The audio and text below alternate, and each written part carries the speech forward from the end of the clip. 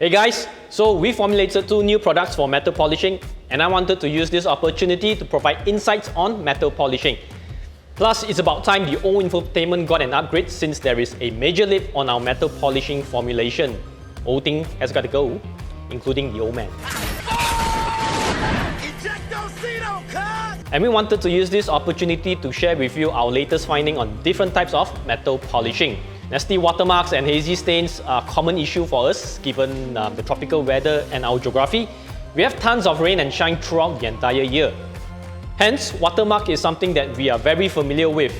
I'm going to walk you through the cause, solution, and techniques to polish watermarks on metal and on chrome surfaces. Let's go!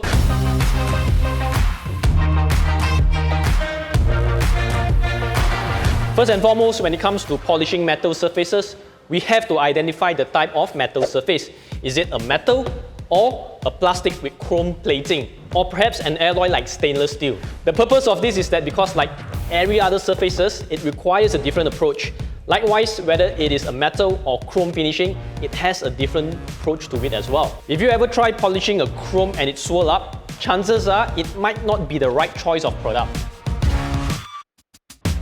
When we were formulating new products for metal polishing, we realized that there is so much more when it comes to polishing chrome and metals. There are black chromes, there are satin chrome plates, brush chrome plates, and even polished alloy that looks like stainless steel for that matter.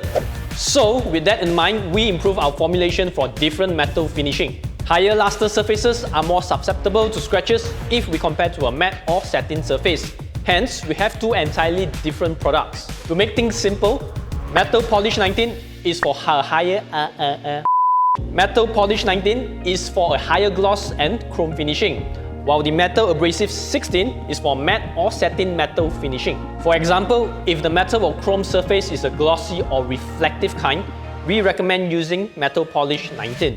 While if the surface looks satin or matte, Metal Abrasive 16 is recommended. So, working on this car, I know it is a non-glossy satin chrome, hence I'll be using a Metal Abrasive 16 and probably a micro wool to polish it. We get a lot of feedback about polishing this satin type of finishing that watermark tends to be difficult in removal compared to the higher gloss chrome finishing. If you have experience in polishing metal, let us know in the comments down below if you agree or disagree that this type of metal tends to be more difficult in watermark removal. The first thing we want to do is to make sure the surface and the surrounding surface is clean. It was raining earlier when they drove the car here. In fact, it's actually still raining, but the show has to go on. So I'll be using a Rinseless Pro solution to clean. So the method is easy. Simply spray and wipe to clean.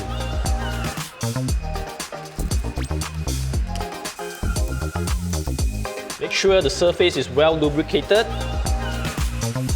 Wipe in a single direction.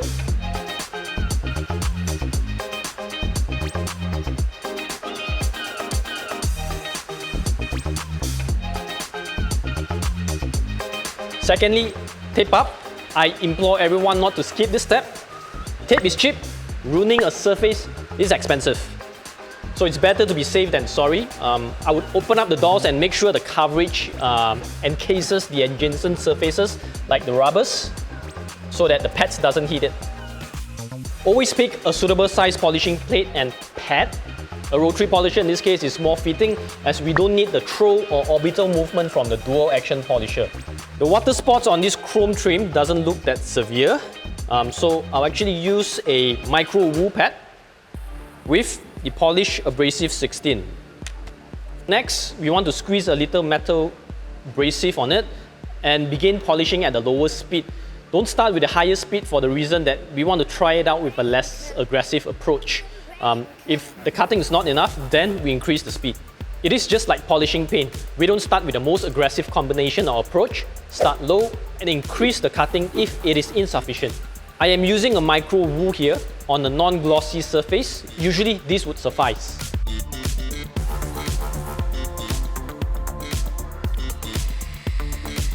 Work a small section at one time. Detailing requires time and patience.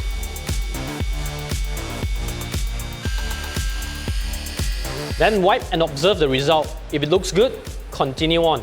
If it looks like it needs more speed, more cutting, ramp up the speed, adjust accordingly.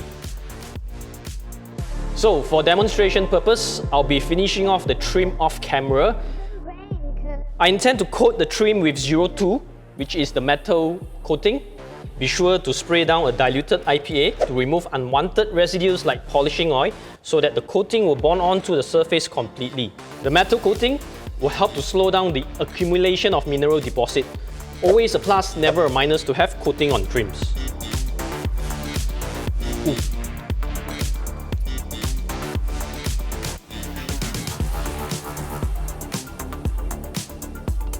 Once applied, allow this to cure before gently buff to an even finish, and we are done.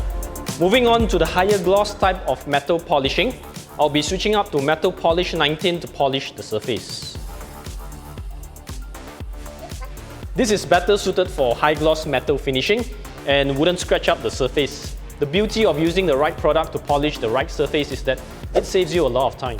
Both the Metal Polish 19 and Metal Abrasive 16 is a versatile polish.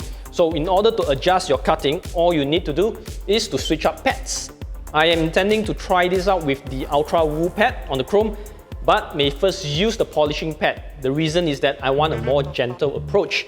This method also applies to chrome rims, plastic chromes, especially on painted chromes, I would use a gentle approach.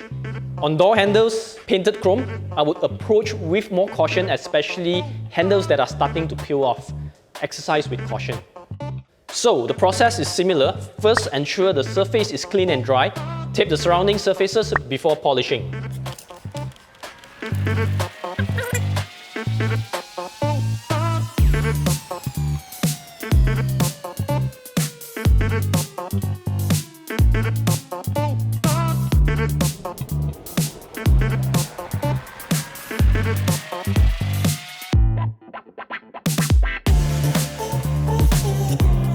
I did 2 passes to remove as much watermark as possible, as I noticed that cutting with the polishing pad was sufficient.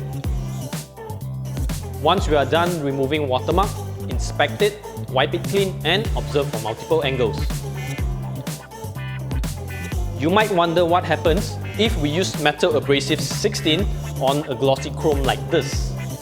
The answer is there might be a possibility that it will scuff up the gloss surface, and more work will be required to remove the leftover defects.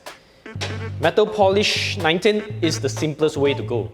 So once I'm done polishing, I will spray the surface with some diluted IPA and coat it with Metal Coat 02 to layer down some protection against watermark. So, recap. If it's a glossy finish like this, go for Metal Polish 19. If it's a satin finish, go with Metal Abrasive 16. That's all I have for you guys today. I'll see you in the next one. Okay, thanks, bye.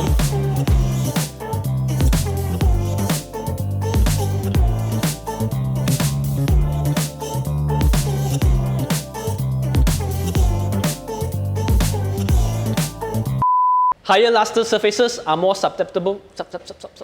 Again, take 4.